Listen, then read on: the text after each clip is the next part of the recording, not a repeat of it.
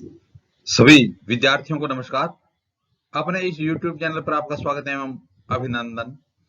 हाँ तो विद्यार्थियों, आज हम राजनीति विज्ञान का एक छोटा सा नया टॉपिक लेके आए हैं और आज का टॉपिक बहुत महत्वपूर्ण है।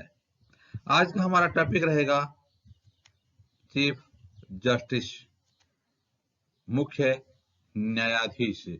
तो विद्यार्थियों, आज हम मुख्य न्यायाधीश के बारे में पढ़ने जा रहे हैं। मुख्य न्यायाधीश, तो देखते हैं मुख्य न्यायाधीश टॉपिक को। देखिए विद्यार्थियों, भारतीय संविधान के अनुच्छेद 124 से 147 तक संघ की न्यायपालिका के संगठन का वर्णन किया गया है। भारतीय संविधान के अनुच्छेद 124 से 147 तक संघ की न्यायपालिका के संगठन का वर्णन है। मुख्य न्यायपालिका के संगठन का वर्णन है अनुच्छेद संख्या 124 से लेकर के 147 तक। तो देखिए विद्यार्थियों, अनुच्छेद 124 एक कहता है कि भारत का एक उच्चतम न्यायालय है। इसमें भारत के मुख्य न्यायमूर्ति और जब तक संसद विधि द्वारा अधिक संख्या विहित नहीं करती है तब तक 7, वर्तमान में 34। अनुच्छेद 124 एक के अनुसार भारत का एक उच्चतम न्यायालय होगा। तो 124 एक अनुच्छेद कहता है कि भारत का एक उच्चतम न्यायालय है, सर्वोच्च न्यायालय है। उच्चतम न्यायालय सर्वोच्च न्यायालय है। इसमें भारत के मुख्य न्यायमूर्ति मुख्य न्यायाधीश और जब तक संसद विधि द्वारा अधिक संख्या नहीं बढ़ाती है तब तक, ये पहले की बात है, 7, वर्तमान में 34। वर्तमान में कितने? 34 न्यायाधीश, मुख्य न्यायाधीश सहित।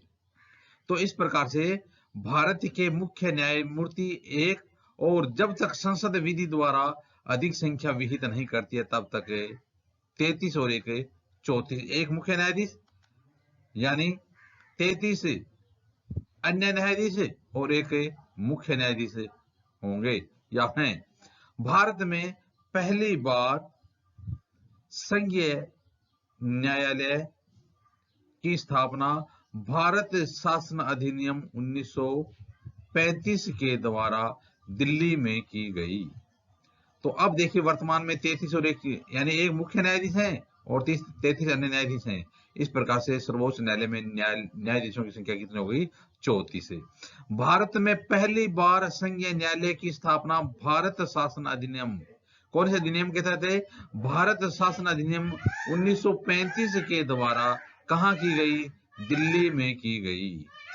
तो भारत में पहली बार संघीय न्यायालय की स्थापना, सर्वोच्च न्यायालय की स्थापना, उच्चतम न्यायालय की स्थापना भारत शासन अधिनियम 1935 के द्वारा कहां की गई? नई दिल्ली में की गई। सभी न्यायालय इसके अधीन रहेंगे तथा बाद में 28 जनवरी 1950 को इसे भारतीय उच्चतम न्यायालय के रूप में स्थापित किया गया। तो देखिए, सभी न्यायालय हैं वो उच्चतम न्यायालय के अधीन रहेंगे और बाद में 28 जनवरी 1950 को इसे भारतीय उच्चतम न्यायालय के रूप में, संघीय न्यायालय था उसको उच्चतम न्यायालय के रूप में, भारतीय संघीय न्यायालय को उच्चतम न्यायालय के रूप में कब स्थापित किया गया? 28 जनवरी 1950 को स्थापित किया गया।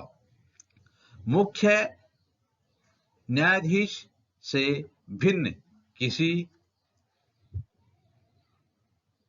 न्यायाधीशों की नियुक्ति की दशा में भारत के मुख्य न्यायमूर्ति या न्यायाधीश, मुख्य न्यायमूर्ति या न्यायाधीश से परामर्श किया जाएगा। तो देखिए, मुख्य न्यायाधीश से भिन्न किसी अन्य न्यायाधीशों की नियुक्ति की दशा में भारत के जो मुख्य न्यायाधीश हैं उससे परामर्श किया जाएगा। मुख्य न्यायाधीश की नियुक्ति से के अलावा मुख्य न्यायाधीश की नियुक्ति राष्ट्रपति के द्वारा की जाती है, कॉलेजियम सिस्टम के द्वारा। तो इस प्रकार से जो अन्य न्यायाधीशों की नियुक्ति है, उनकी नियुक्ति में किससे परामर्श लिया जाएगा? भारत के मुख्य न्यायाधीश यानी सर्वोच्च न्यायालय के मुख्य न्यायाधीश से परामर्श लिया जाएगा। हाँ तो विद्यार्थियों, अब देखते हैं आगे।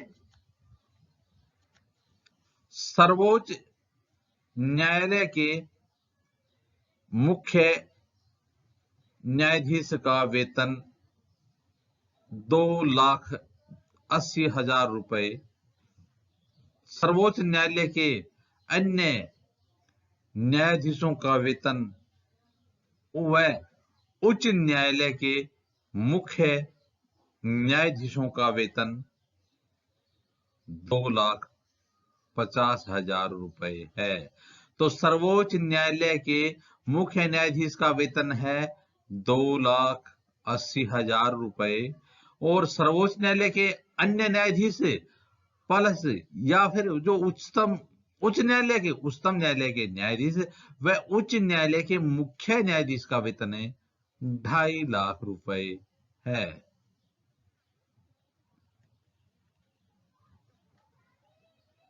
₹2.5 लाख है।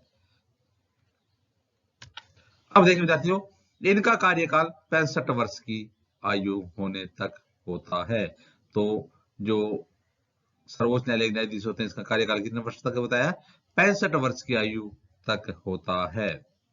अनुच्छेद 124(3) के अनुसार कोई व्यक्ति उच्चतम न्यायालय के न्यायाधीश के रूप में नियुक्ति के लिए तभी अर्हित होगा जब वह भारत का नागरिक है। 124(3) के अनुसार कोई भी व्यक्ति उच्चतम न्यायालय के न्यायाधीश के रूप में नियुक्ति के लिए तभी पात्र होगा जब वह भारत का नागरिक हो। इसके अलावा विद्यार्थियों, अन्य शर्तें, वह किसी उच्च न्यायालय का 2 या 2 से अधिक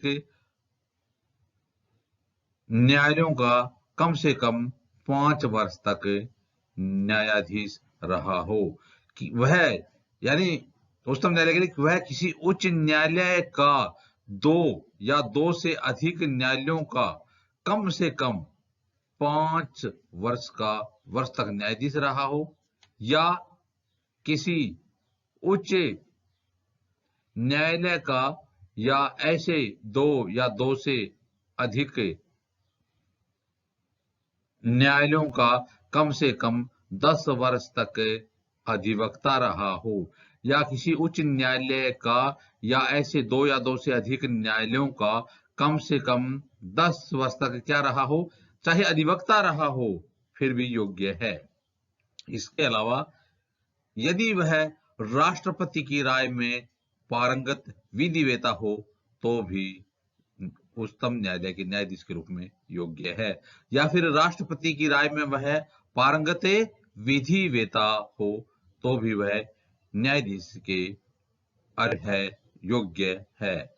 तो इस प्रकार से विद्यार्थियों, आज हमने मुख्य न्यायाधीश के बारे में अध्ययन किया। आगे आने वाले वीडियो में भी इसी प्रकार से हम राजनीति विज्ञान से संबंधित अध्ययन सामग्री देखते रहेंगे। आप भी अपने इस YouTube चैनल के साथ बने रहिए। वीडियो देखने के लिए धन्यवाद।